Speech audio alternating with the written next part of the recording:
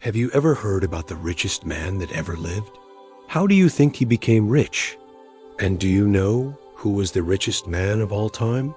This is a question that many people around the world have asked themselves.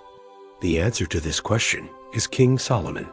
King Solomon ruled over Israel from 970 to 931 BC, and his wealth adjusted to inflation would be way over $400 billion. But how did he get so rich? If you look at his life, it is clear that he had a solid plan for his kingdom. He also led his people to many victories in war and expanded the borders of Israel. It was during this time that David committed his most infamous sin and worked hard to make his vision of a wealthy and powerful nation a reality. One evening, as David was walking on the roof of his palace, he saw a woman bathing. She was very beautiful, and David sent for her. After committing his sin, David felt great remorse, but God still chose Solomon to be his son and heir. Before that, he called his sons, including Solomon, and gave them a difficult test to determine who would become his successor. Each of his sons was given a choice: to choose either a kingdom with all its power and possessions or wisdom to govern the people. They were to return with their answers the following day. One of the most famous stories about Solomon is the one involving the Queen of Sheba. We know about her from the Quran, and Muslims believe that she was the daughter of the king of Sheba. He decided to divide his kingdom among his sons, but this caused civil war, and Israel was split into two separate kingdoms. Solomon's son Rehoboam took control of the southern kingdom, while Jeroboam, one of Solomon's servants, became the ruler of the northern kingdom.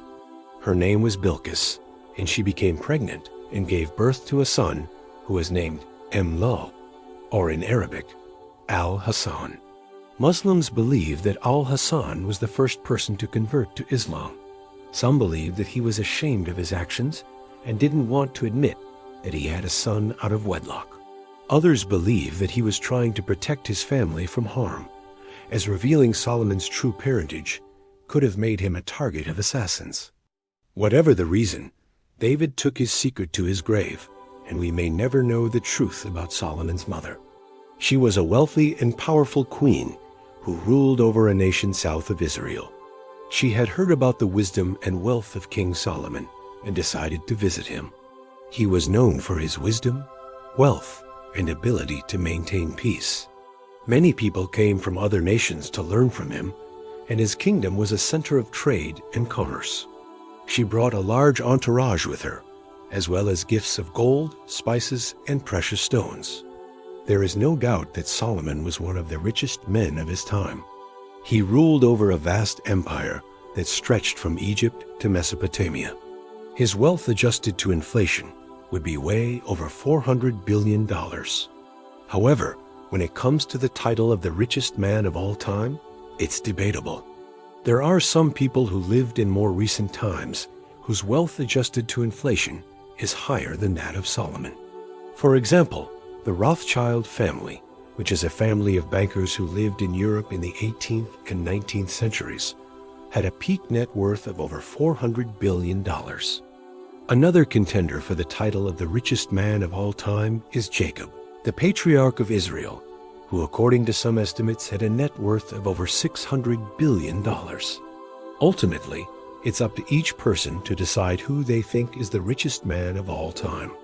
Solomon welcomed the Queen of Sheba and showed her all the treasures of his kingdom. This is a question that has been asked for centuries, but unfortunately, the answer has been lost to history.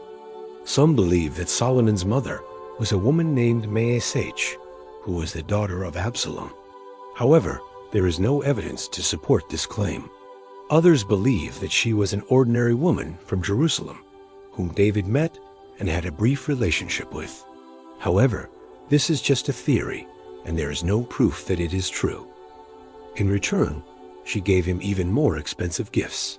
The two rulers became friends, and the Queen of Sheba returned home with tales of Solomon's wisdom and wealth. All of David's sons chose the kingdom, except for Solomon, who chose wisdom. Pleased by his youngest son's answer, David foretold that God would grant Solomon even more wealth and glory than he could imagine. The next day, David officially named Solomon as his successor and gave him his blessing. From an early age, he loved to learn, and his father David encouraged him to pursue knowledge. There were revolts in the northern and southern parts of the country. In addition, the nations surrounding Israel were threatening to invade. Faced with all this opposition, most people thought that Solomon would be defeated, but he proved them wrong. Using his wisdom, he negotiated peace treaties with the surrounding nations and crushed the revolts within Israel. This victory made him famous throughout the ancient world, and kings from distant lands came to listen to his wisdom. In fact, David gave Solomon the finest teachers in Israel, and the young prince traveled all over the kingdom to learn from the best scholars. It was built from cedar wood and was decorated with gold and precious stones. People came from all over the world to see the magnificent building, but it was destroyed in 586 BC by the Babylonians. At the same time, he studied under the famous prophet Nathan, who taught him about God and his laws. An angel came to him and told him that his son would be the greatest king that Israel would ever have. However, the child born to David and Bathsheba died, as predicted. When Bathsheba gave birth to another son, David named him Solomon, which means peaceful or calm, hoping that his son would bring peace to Israel after the troubles that would come during his reign. The woman was Bathsheba, the wife of Uriah the Hittite, and David soon realized that she was pregnant by him. To cover up his sin, he brought Uriah home from the war and tried to get him to sleep with Bathsheba. When this did not work, he had Uriah placed on the front lines of a battle where he was killed. Then David married Bathsheba. However, there is one thing that nobody knows about him, and that is the identity of his mother. The prophet Nathan confronted David about his sin, and David confessed what he had done.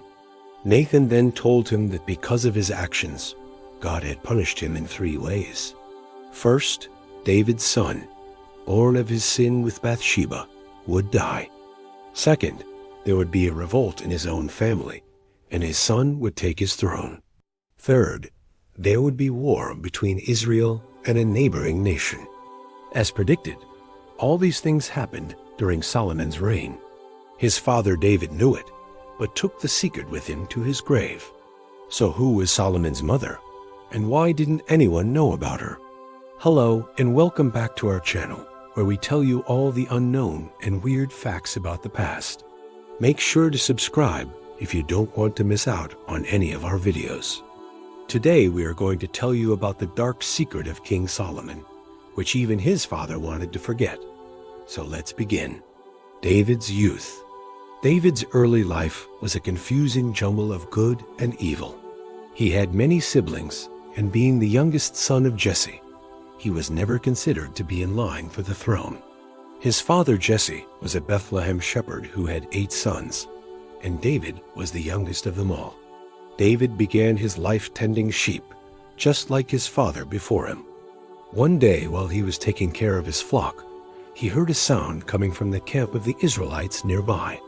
David left his sheep and went to investigate. That's when he saw a huge Philistine mocking the Israelites and their God. The Israelite soldiers were afraid to fight against the giant, but David stepped forward and accepted the challenge. With only a sling and 5 stones in his pocket, David defeated Goliath, the Philistine giant, by striking him in the forehead with a stone. This victory made David famous throughout Israel. King Saul summoned him to his court and made him a member of his royal guard. Soon, though, Saul became jealous of David's popularity and tried to kill him several times. David escaped each of Saul's attempts on his life and eventually killed the king in battle, fulfilling a prophecy that Saul's own son would take his throne.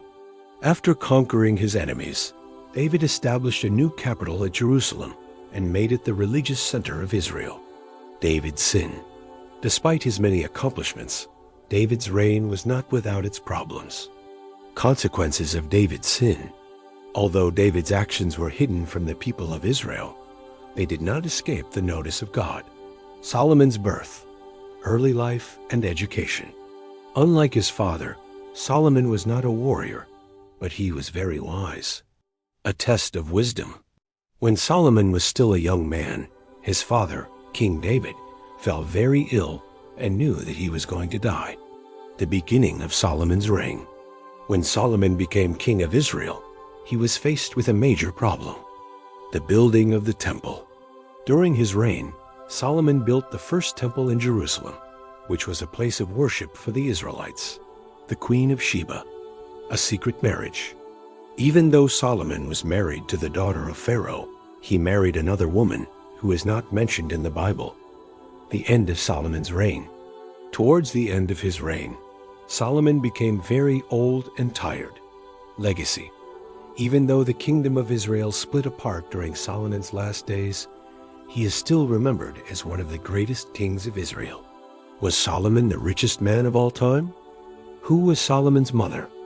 Why did David keep the secret? There are many theories about why David kept secret the identity of Solomon's mother. We hope you enjoyed this video. Don't forget to subscribe so you won't miss any of our videos.